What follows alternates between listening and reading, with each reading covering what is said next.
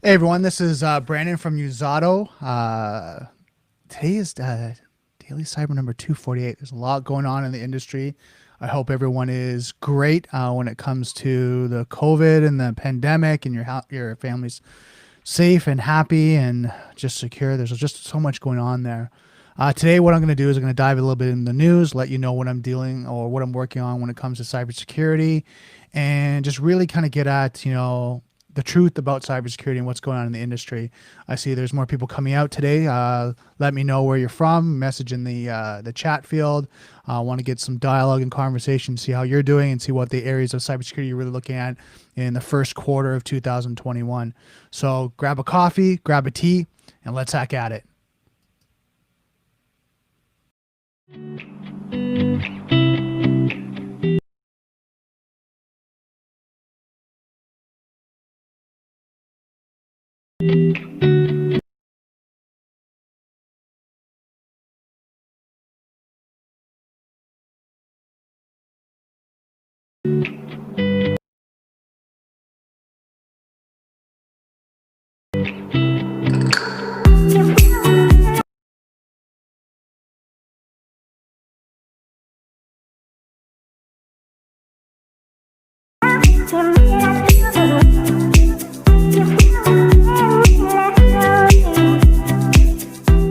I'd like to thank our sponsor for this episode, Usato. Usato is a Canadian-based cybersecurity company that provides 24/7 cybersecurity support and compliance service that align their customers' tolerance for risk, their clients, suppliers, and government contractual mandates. Usato's teams focus on using insights to drive business decisions. There's no need to leave strategies to chance, when insights can be used to show what changes need to be made and how to make them. Usato offers multiple services to help companies simplify IT, centralize cybersecurity management, and meet compliance standards. Usato can customize their service to work with your existing IT network and programs. For more information, contact Usato at info@uzado.com or visit their website at www.uzado.com. Okay, seems like I'm having a little bit of internet connections, internet problem. So let me know if you can hear me okay, if you can see me okay. Just give me a thumbs up or just respond in the comment field where you're watching, if it's on YouTube or it's on Twitch. A lot going on in the industry right now.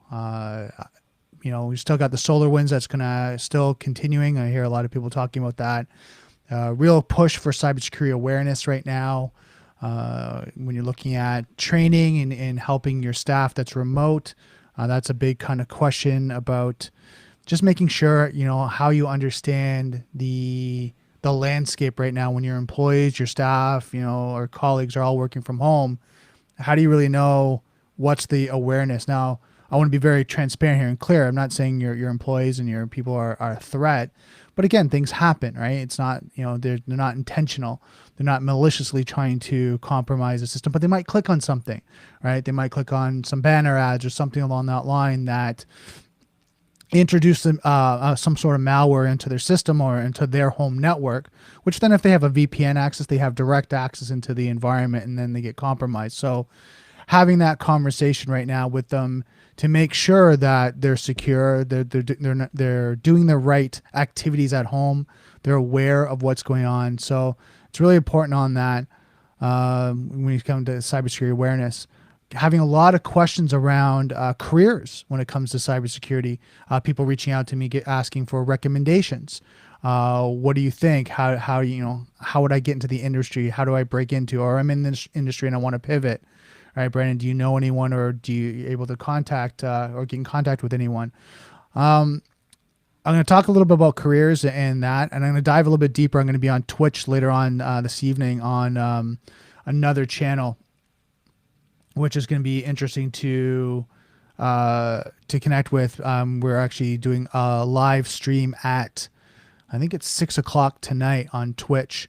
It's on another channel. You'll see actually the post if you follow me on Twitter or LinkedIn, and I'm going to be talking about security in depth, careers, things along that line, going a little bit deeper. This is more kind of my stream and my podcast So here I actually just kind of talk about what's going on in the industry and from my perception when it comes to cybersecurity and what I'm kind of working with on day to day, and then just going through the news.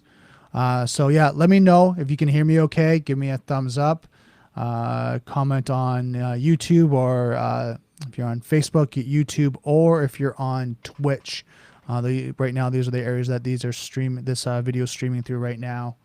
I see that I get comments from other people offline, from LinkedIn and all that. But yeah, if you want to come over to YouTube, you want to come over to Twitch, yeah, comment there. I'm following both of the feeds there just to see on the comments. So a little bit about what I'm working on in this quarter of 2021. First and foremost, I'm doing a massive marketing campaign right now just to help educate and support people as we go through the pandemic. That is social media education, providing, just what's going on in the industry, posts, doing the different streams now. I think I'm doing one a week now, 2 on Monday right now, CISSP studying on Tuesday and Thursday, Wednesday, another stream. So the only days, then I have Friday, Saturday, Sunday off. So again, I'm going to have, starting next week, I have another expert on this podcast that we're going to be interviewing, and then I'm going to start to bring on more. So if you know anyone that wants to come on the stream and talk about cybersecurity, get some exposure and just help to educate the industry, let me know. Send me a DM. Now, if you're not following me, you can follow me on LinkedIn, on Twitch. I'm trying to see here. Yeah, if you can follow me on LinkedIn or Twitch, I'll bring up the LinkedIn. It's at Brandon Krieger, pretty simple, on Twitter. And then LinkedIn is linkedin.com/IN/Brandon Krieger. But I'll bring that up a little bit later, and so you guys can see that. Yeah, I'd love to hear what you guys are dealing with when it comes to cybersecurity. What do you work on? Thanks, Allah. How's things going with yourself when it comes to cybersecurity? What are you working on this Q1? For me, like I said, podcasts, getting out there, doing streaming. I was actually in, what was it, last week, or actually the week before, just before Christmas. I actually have done 2 interviews in the last 2-3 weeks for 2 different companies on their streams, on their podcasts, just providing kind of value to their audience about what's going on in the industry. And then Ted Demopoulos had a virtual conference that he set up. I was doing that as well. And then through the virtual conference, a lot of great experts were there, being able to share information about what was going on in the industry. So pretty good on that side. Ted's an amazing guy, lots of value. He has the InfoSec Rockstar, if you ever want to check out that book. Really good book to just give you an introduction of how to be successful in the cybersecurity industry.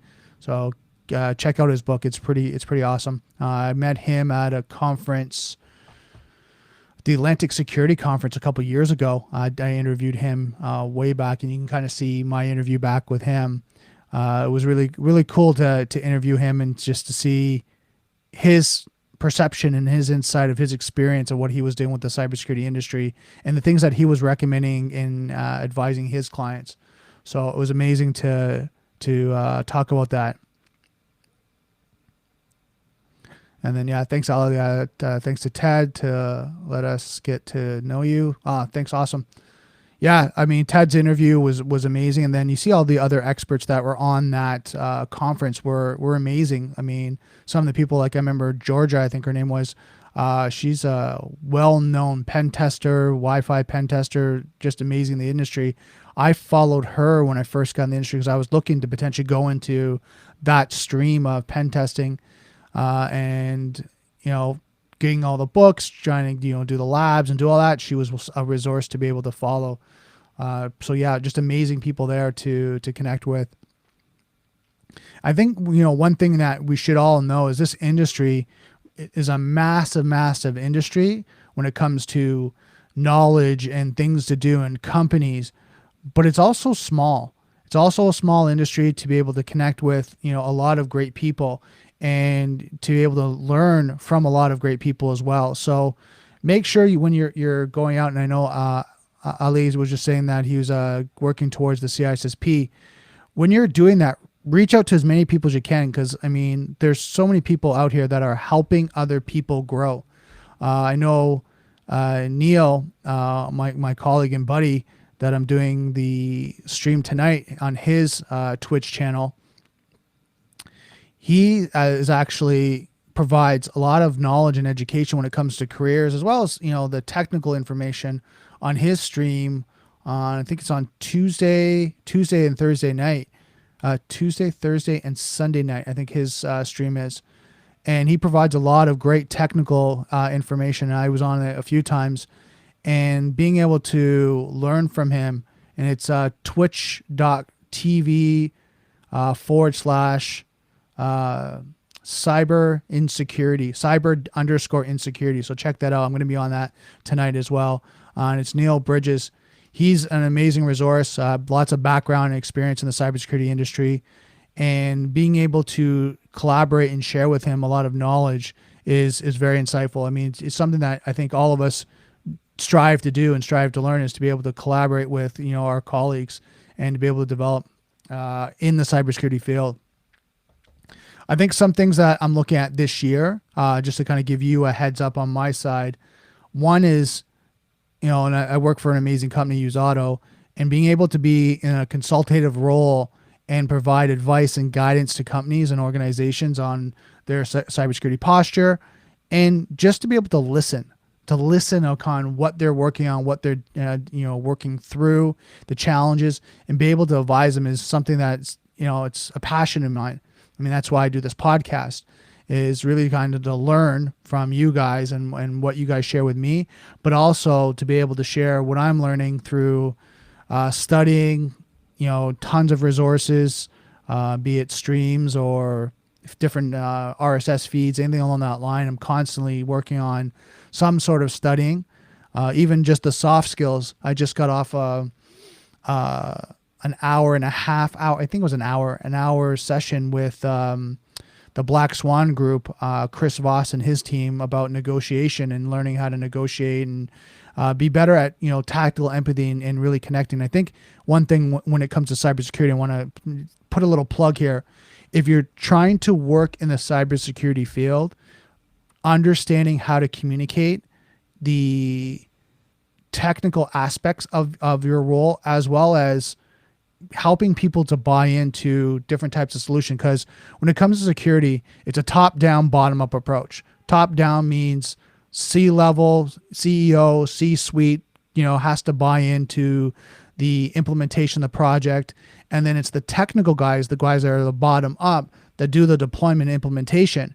But they're the guys like are recommending, like, you know, let's go. We need this type of a solution. If it's defense in depth, if it's endpoint protection, if it's a SIM, firewall, AI, machine learning type of solution, they're the guys that are recommending it, right? Those are guys saying, like, we need this. And then it's the upper management and C-level that has to strategize to see that if it's the right viable solution for the organization, for the company. So that's why the top down has to buy into it. So being able to articulate in a business way and, you know, understand the business needs from the technical side, and then also from the business, gives you a really good, almost like what they call as a unicorn type mentality, is that a lot of people have one or the other. And if they play in both sides, it's hard. It's very challenging. And to give you the understanding why it's hard is because there's so much to learn. There's so much to do. I mean, anyone on this that's listening to the stream right now, you know, chime in. Let me know if that's what you're finding. If you've been in the industry for like 2 to 5 years or more, let me know if you're finding it very easy to be in the industry and maintain, you know, all the information and knowledge of everything that's changing. My perception and what I'm seeing, it's a constant. You have to be a student of cybersecurity, and you have to be a student of your area in cybersecurity. So if that's a pen tester, if that's policies, governance, if it's, you know, IoT development, blue team, red team, wherever you are, you're always learning. You're always that next thing, you know, and things that you think you know.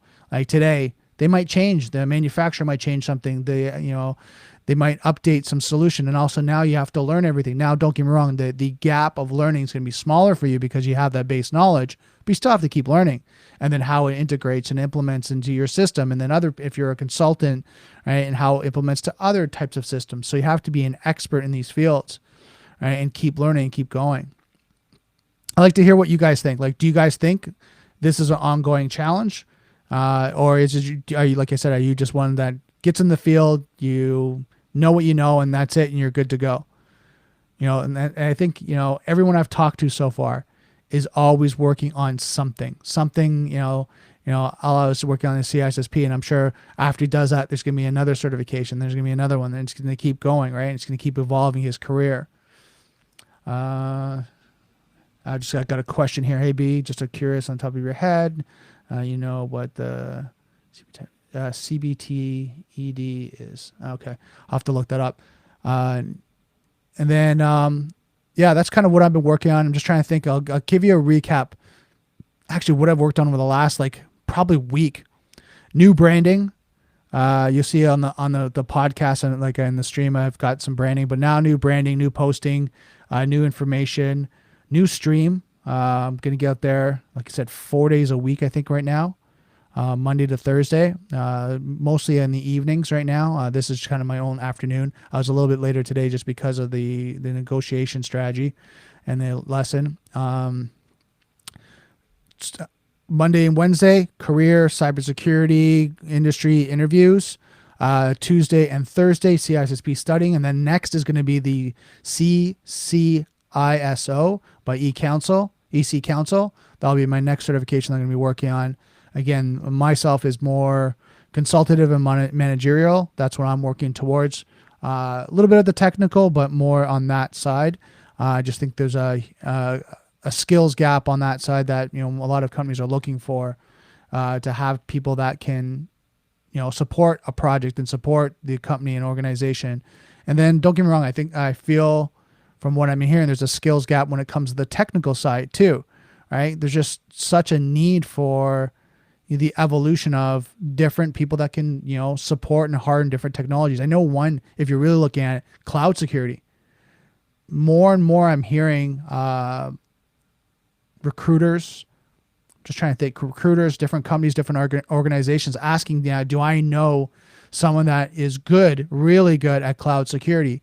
So that could be Azure, Amazon, Google, right? If you can work on those skills, if you're looking to break into the cybersecurity industry, you can work on those. Those are huge right now. I'm trying to think if there's anything else. No, I think that's really all that I've been working on. Love to hear, I hear Allah is working on the CISSP.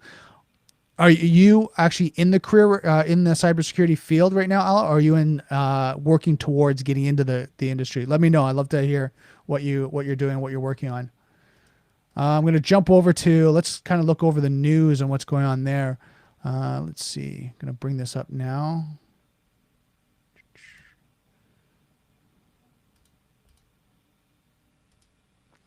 One of the articles I wanted to cover today, just give me a second here. Let me bring this up.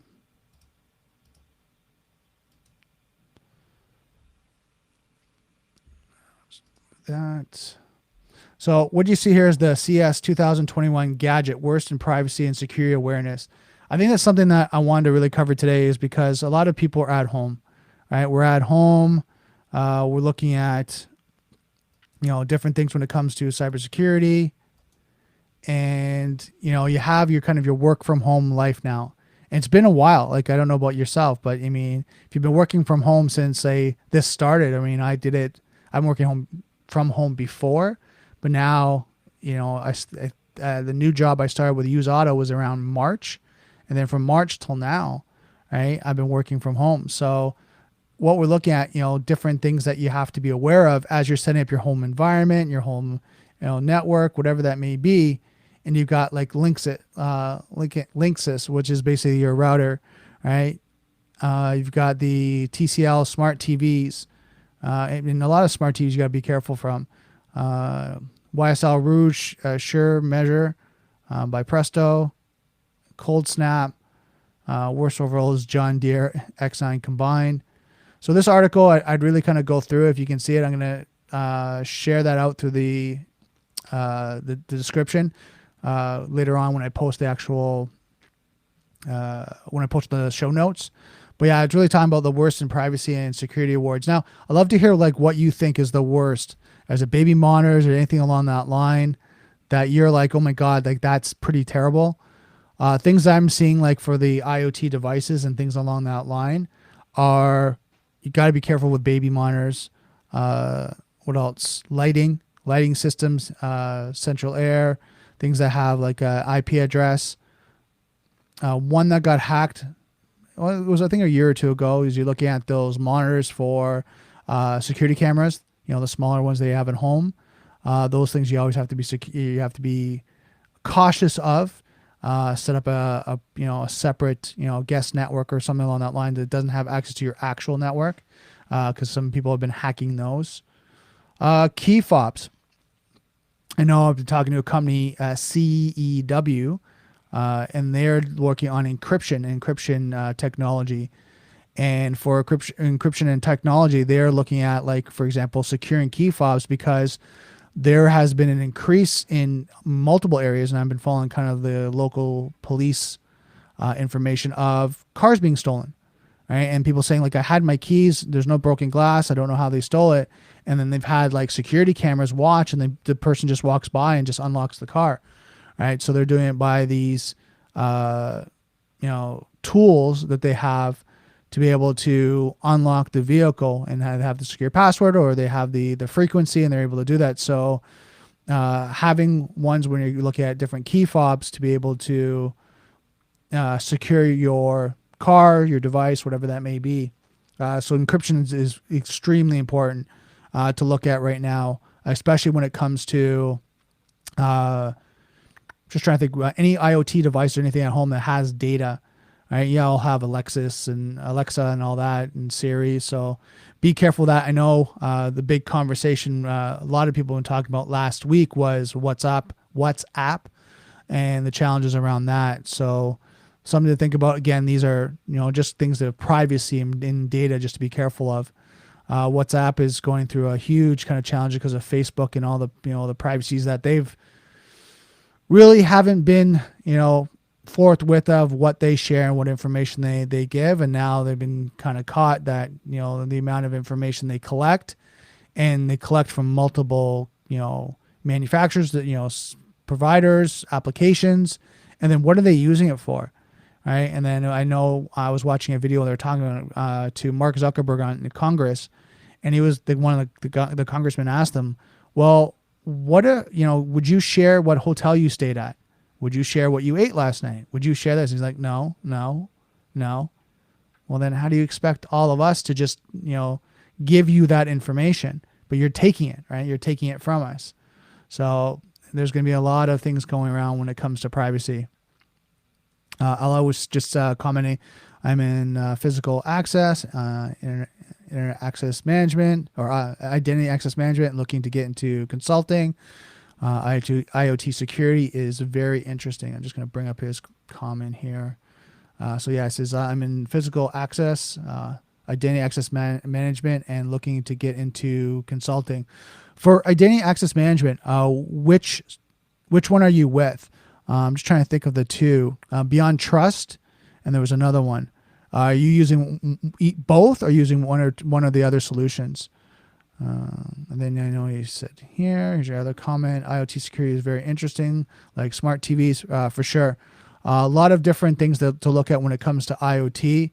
A lot of things to be concerned about too when it comes to IoT, because when you look at the CIA triad, the confidentiality, data integrity, and availability, what you have is availability, all through the roof, right? Oh my God, you can access it at home through your phone. You're away on vacation, you can have all this access to this device, or your cloud, or whatever that may be. But then when it looks at integrity of data, right, and the security of the data, a lot of people don't ask those questions. And questions I would ask, if I were you, I would recommend is, what's the level of encryption, right? How high is it? 256? Is it higher? Like, what is it? And now you're looking at, people are talking about quantum resilience, right? So because there's now quantum computers starting to get out into the mainstream. There's one in China right now they're talking about.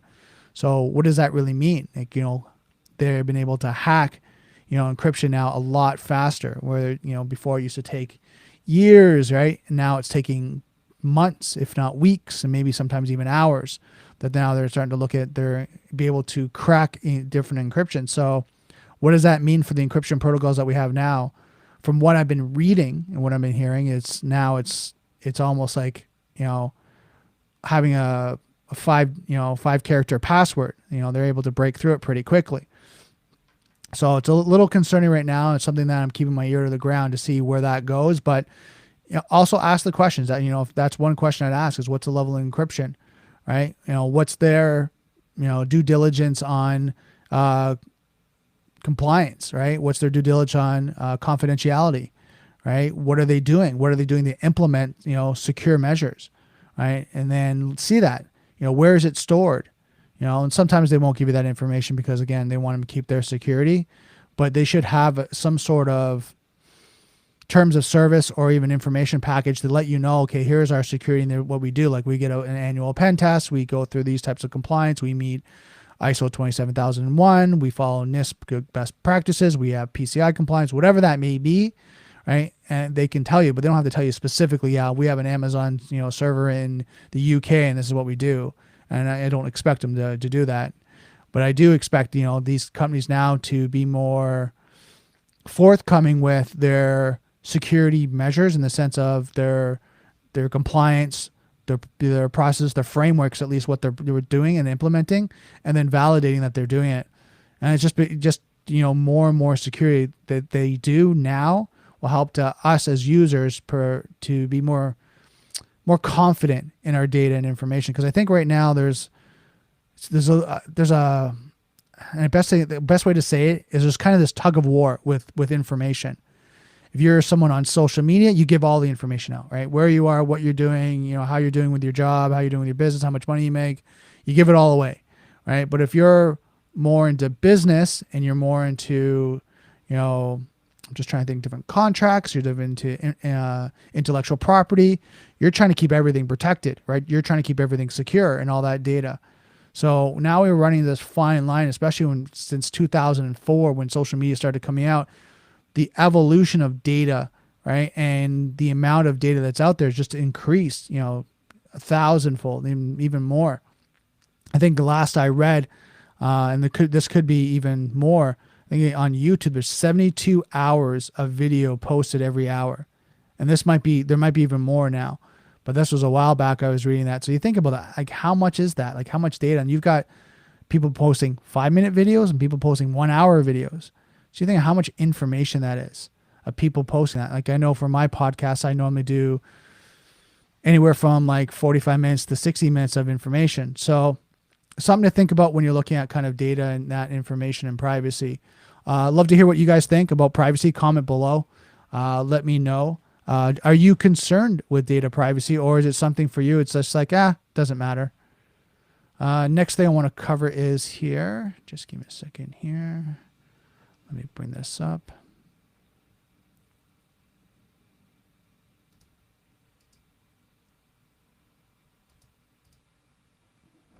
So 5 cybersecurity best practices for planning ahead. Now, I wanted to bring up this article because right now we're in Q1 2021. A lot of companies are looking at things that they need to do for compliance, things that they need to do for security. But again, it's very strategic. It was strategic before, but even now it is. And the reason why that is because it's so important right now for budgetary, business continuity, just to making sure everything is secure but maintained in the way that they can afford it. Right? A lot of companies that I talk about, like, they're like, I know I need to do certain strategies, but I'm just gonna wait. I'm gonna wait and see right now and see how things go. Totally understandable. If you put on your business hat, and this is what we talked about earlier with the CISSP and CCISO, right, certifications and knowledge, is you put your business hat on, you think about, okay, they have to think of first and foremost, what's the main thing about business? You have to look at revenue. Is revenue coming in, right? Is it coming in like it's before? Are they growing, or are they taking a hit right now? They're taking a hit right now. It's decreasing, and they're trying to maintain their business and make sure that they don't have to lay off staff. They make sure they're maintaining their systems, their processes, their infrastructure, everything. Right now they're not going to spend a lot of money, right? They're going to try to maintain their current environment, and that's understandable. All right, and that's why for me it's so important to understand that, to know that. Right? And the things that I've been looking at, and this is why I brought this article up, is 5 cybersecurity best practices for planning ahead. Putting best practice in place is the most effective way to combat cybersecurity threat. It is. I'm not disagreeing with that, but easier said than done. As there are a lot of forces working against our best efforts, the talent shortage looms the largest. There simply aren't enough qualified cybersecurity experts out there to provide organizations a strong foundation. Without a solid security team, it is more difficult to get the rest of the workforce on board to meet challenges. So, one thing they're not addressing right there in the first article, and I'm trying to see who this is. I'll bring this up here. Sue. Sue's not addressing, don't get me wrong, this is a great article. Sue's awesome. One thing they're not addressing is just the financial restraints right now, right? This is huge. So yeah, there's a shortage, and I almost say there's a little bit of a variance here. There is a shortage, but people are also moving very quickly, right? Because of the shortage, and companies are looking for people that are experts in their area of expertise, be it cloud security, infrastructure security. I'm trying to think of other ones. Pen testing, compliance, whatever that may be. Whoever is in that field, other companies are trying to pick them up. If you've been in the field for, say, 5 years, worked for a larger organization, and have some real world experience, I have a feeling, and correct me if I'm wrong, if you're watching this and you kind of fit that criteria, you're probably getting contacted by recruiters right now. You're probably hearing, hey, we have a job position, we have an opening for someone of your skill set. And you're probably getting that more and more now because of the skill shortage right now. And they're looking for that. And right now, it's hard to maintain different people. I think I was talking to a colleague.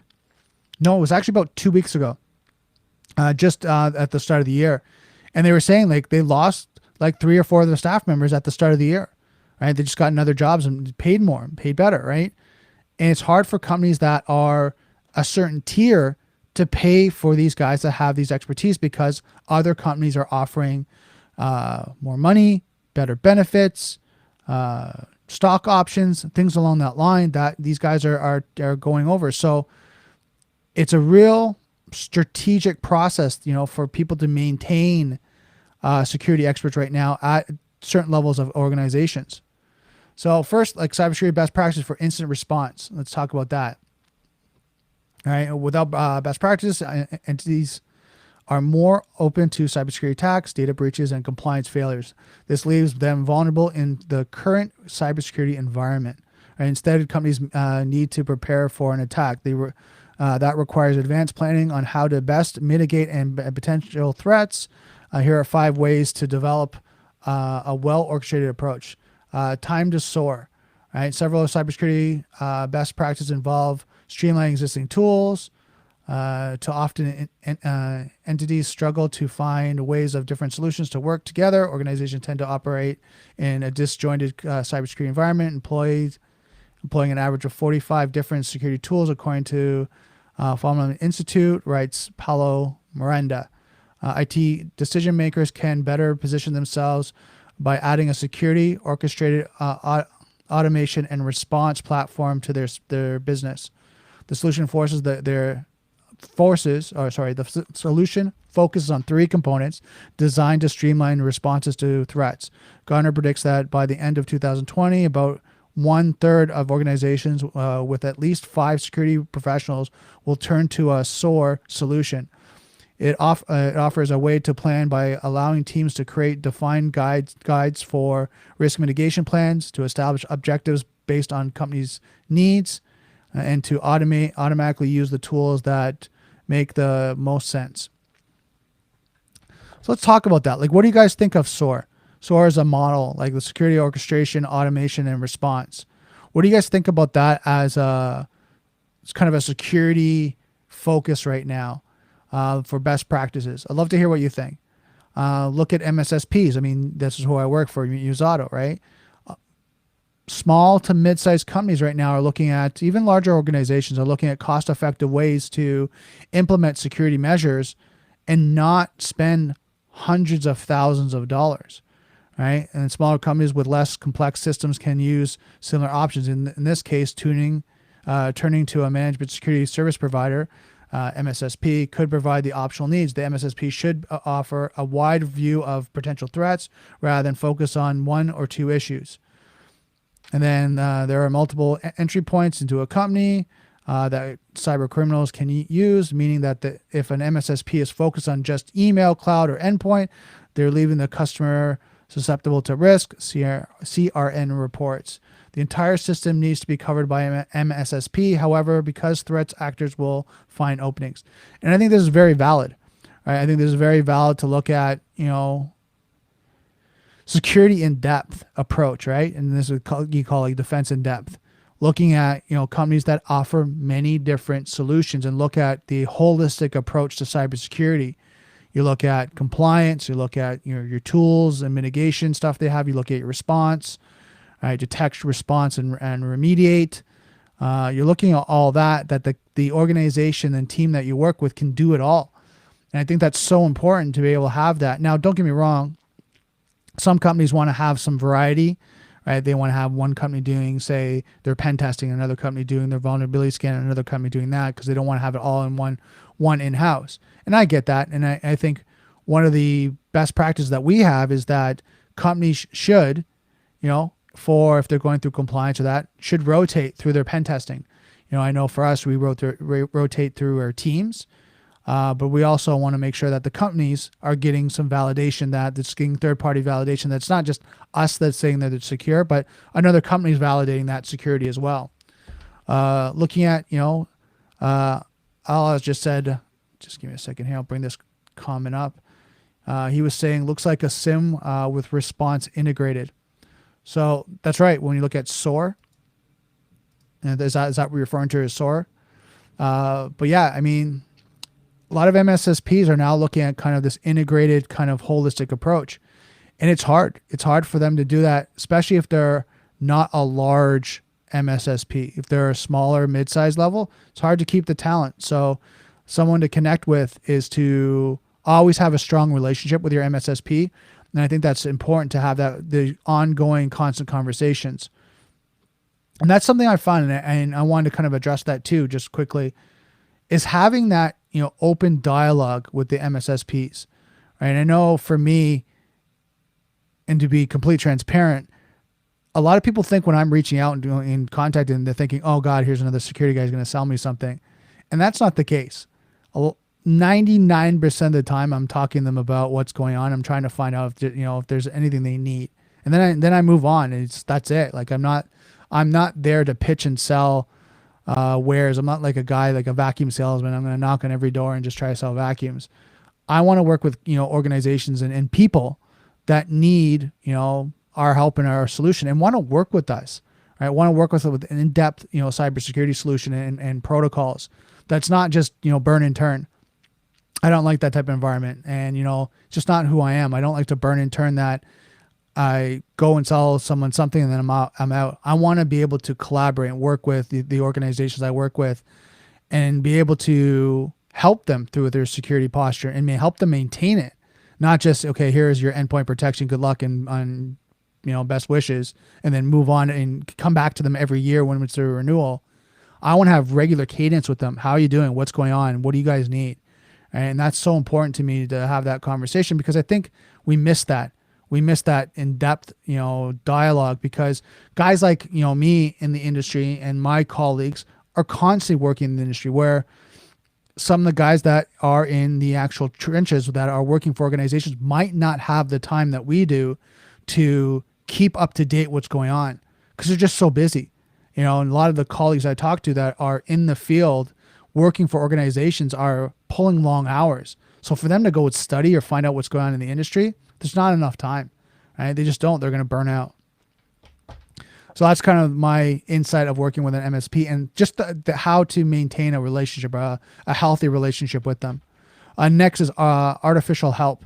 AI steps in when there's either aren't enough humans to do the job or when job is too complex for humans. Machine learning is the type of AI that works best among other cybersecurity best practices. Machine learning system remembers past cyber attacks, the type of attack, and even the malware family, and will sniff out repeat offenders or detect changes in malware families. AI is also good at behavior analytics. It detects anything norm. Whether it is the type of data transmission through the network or typing patterns or work hours of authorized users. AI is most helpful when the unauthorized user gains host access through compromised credentials. So I don't know. What do you guys think about AI? I think AI is pretty good. I think there's still room to grow when it comes to AI. I think there's a lot of fine tuning when it comes to it, especially for the environment. Right? You have to get your baseline going. And then I think hackers are getting smart. I think, learning how to circumvent, AI technology is not impossible. It's hard. I'm not saying it's easy, but I'm seeing some guys that are able to circumvent it by even like when looking at behavior and analytics. If they can mimic someone in the environment, same password, same access, maybe a different access point, but same time of login, all that, they might be able to circumvent the AI. Not sure. I'm not a pen tester. Don't know. I only play one on TV, but something to think about. There might be possible. AI is very. Just give me a second. I'm going to bring this on the screen. Ali says AI is very promising, but the false positive is still high.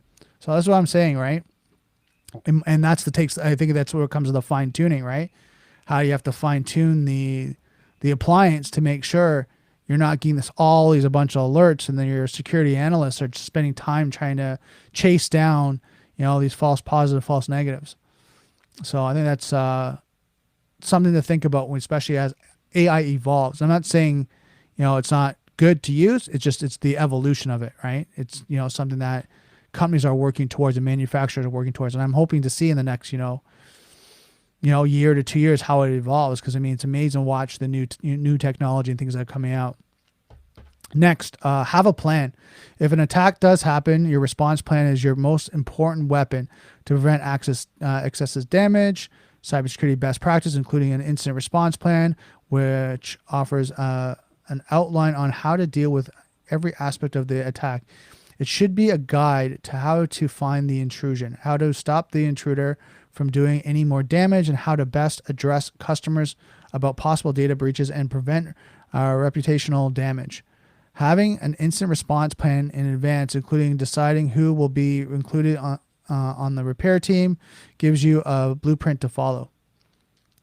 So I'm looking at that. Like we help people with breach response plans, things along that line, instant response, SLAs, data, disaster recovery. Just trying to think of that, business continuity plans.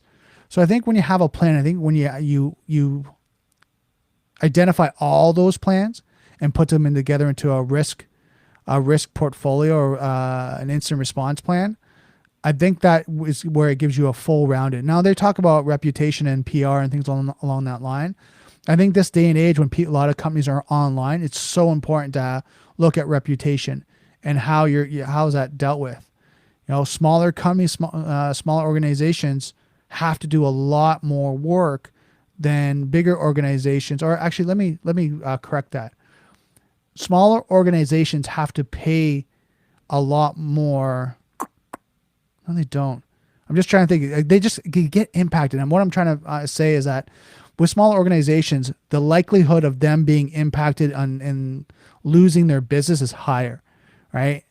And the reason why that is because if a small company loses $50,000 in revenue versus a Fortune 500 company loses $5,000 in revenue, it's a completely different scale. One might close the business. If a smaller business loses $50,000 in revenue and because of a cybersecurity breach and maybe penalties, that could close the company, right? They could not afford that. Where maybe a larger organization, yeah, it sucks, and they're able to recover by different means. Now, don't get me wrong, both companies might have insurance, but even insurance is not 100%. Something that I've talked to many companies about when they do transference to insurance and saying, hey, we're going to transfer our liability in these areas to insurance and we're not going to worry about it.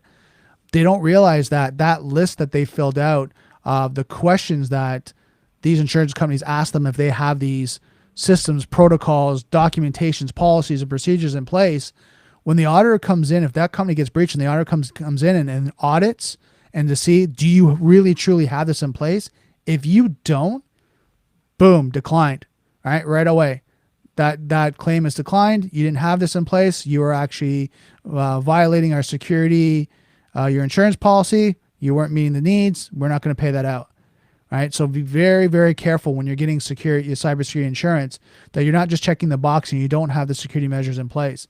It's not just a free insurance policy. It's something that you have to work towards. So having the plan is great. Having a plan that you have to test, do tabletop exercises too, right? Go through it and test it. All of a sudden we have the pandemic. Okay, now what do we do? Like, this is what we respond, and then you can have a tabletop exercise and see where's the bottlenecks, what's not working. And then through that, you can streamline and make sure that each time you do the tabletop exercise, it gets better and better and better. So then if, knock on wood, it never happens, but if it does, then you're able to kind of go, okay, we've got this. We know Fred goes there, Bob does that, Jack is going to do this, the PR. Yeah, we gotta let our lawyers know, and just all the ducks are in a row, and they're able to go through it. So I think it's very important to think about that when you're going through your plan, and then makes cybersecurity best practice sound natural. Even the best plan won't work. Even the best plan won't work if people don't know what to do. Addressing an incident well requires a well-oiled process, and that requires frequent drills, like I just said, tabletop exercises, and sticking to cybersecurity best practices. Just like your company holds fire drills, you need cybersecurity drills so mitigation teams' behavior is natural. Cybersecurity incidents can cause a lot of headaches, but by relying on tools and by planning the worst before that happens, you can create a well-orchestrated approach even without having a full-time response team. So I'd love to hear what you guys think. Is that important? Is that important to have tabletop exercises and to go through it, and then to have your team constantly drilled? I'll tell you from me and from my experience working at physical security, one of the things that I did in physical security is that I worked for the Sky Dome, and now it's the Rogers Center, and we would do scenarios. Right? We would do scenarios over and over again, right? And, there'd be ones that we were aware of and then ones we weren't aware of, right? Just to see how we dealt with the scenario and then have a debriefing. And I'll be honest, when the first time, and I'll put on my kind of IT, security hat. When I first did it, I was like, oh, this is a waste of time. Like, why are we doing this? We have work to do, right? But then as I started to kind of get my head wrapped around it, I realized through the debriefing, the things that went wrong, and then how we had to improve. And I kept my mind open that, oh crap, this is really valuable to be able to do this and go back through it, because if it ever happened, what's my responsibility? Did I mess something up? Did I miss something that I should have been doing? And then through that process, I kind of go, okay, next step. And I learned as I was going, as we had more and more scenarios that we practiced through, and it just became the point where now when something happened, when a real incident happened, we were all ready. Right, each team that was doing it. I think on the Sky Dome, at that time when I was working, there was 4 separate full-time security teams, and then there was event staff and part-time staff. But the four teams of security professionals, we were rotating. Now, don't get me wrong, I'm talking about that, but I also, when we were in IT, just trying to think, when I worked for the Ontario government, same thing. We would do different kind of tabletop exercises and be able to work through it. And, you just know, having that mindset, being curious. I actually learned this today, and it was a reminder really, is that when you feel the first instinct of, wanting to fight against, and getting upset and getting frustrated, try to be curious. You can't be frustrated and curious at the same time. And I was like, okay, that's really interesting. When I heard that, it reminded me, like, how can you be frustrated and curious at the same time? It's hard. It's hard to do. I'm not saying it's impossible. I'm sure you can try to do it. But when you do it and you're really curious, you start to open up. And I think that's so important when we're learning new things and we're going through this and we're being questioned and tested. It might not necessarily because you're doing a bad job. It might be, and this is where the curiosity comes in, it's because you have to perfect it. You have to master it. And the only way to master something is doing it over and over again, right? I think it takes, 21 to 25 days to kind of get a routine in place. And then from there to master something, I think it's 1,000 repetitions, they say. So imagine that. You have to practice that scenario 1,000 times to master it, that you've got it down, no questions asked. The house is burning down or, the building's burning down. Servers are being hacked. You're like, I got this. Send me in, coach. And you're full steam, right? It takes 1,000 repetitions getting that spot. And then you think about it too, when you're dealing with an incident, and it's stressful, how much are you really truly going through, right? You're probably busy dealing with a lot. Now everything flips upside down. The carpets are pulled out from under you. And now you only have to focus on this one incident, but it's urgent. Everyone's calling you. I remember doing an instant response at the Ontario government, and it's like updates, hours, meetings, things like that you have to go to and debriefing, and then what's going on. You have to have answers and you don't have answers, and then why? Go get them. And they're just, the pressure's on you. And then you have to turn around, kind of go and breathe and then go and get the answers and have them for the next follow-up meeting. Especially when we had what they call them severity ones, where there was a major outage. You had to have those answers. If you didn't have those answers, what's going on? Why is this, taking so long? Who's not responding? Get them on the phone. It was that pressure. And then you were the one that they were calling out. So I hope that was informative. I know I gave you guys, a lot of information here, covering a lot, trying to keep it interesting when it comes to cybersecurity. Let me know what you thought. Let me know if you have any questions. If there's any specific thing I can answer for you right now, I'd love to answer for you.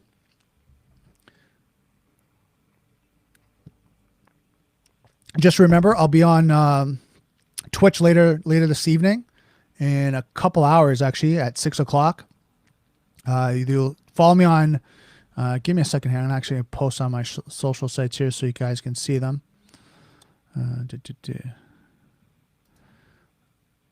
So you can see here, connect with me on LinkedIn, and then my Twitter.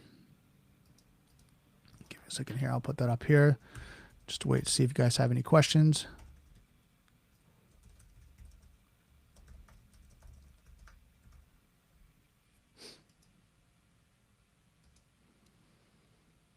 Okay, and there's my Twitter address if you guys want to connect with me there. And then I got a comment here from very insightful. Thanks so much. Thanks for coming out. Make sure you share this with your colleagues. Again, I just want to help as many people as I can. Give as much information and just share. I think the biggest thing for me when it comes to cybersecurity is, like you said, being curious, being a student of cybersecurity. So I'm learning as much as, you guys share with me, as much information you guys talk about. I'm learning from you guys as much as you guys are learning from me. Hopefully you're learning a lot. But that's why I do this, is just to do my best of sharing information, sharing value. So it's coming up. It's actually 4:00 now. Follow me again on Twitter. Follow me again on LinkedIn. I'll be on Twitch later this evening. Just really kind of help out and give more information, answer more questions, and just, be here to support the industry. So that's it for today's Daily Cyber. Don't forget, software's hackable, being connected vulnerable. I'll see you next Daily Cyber.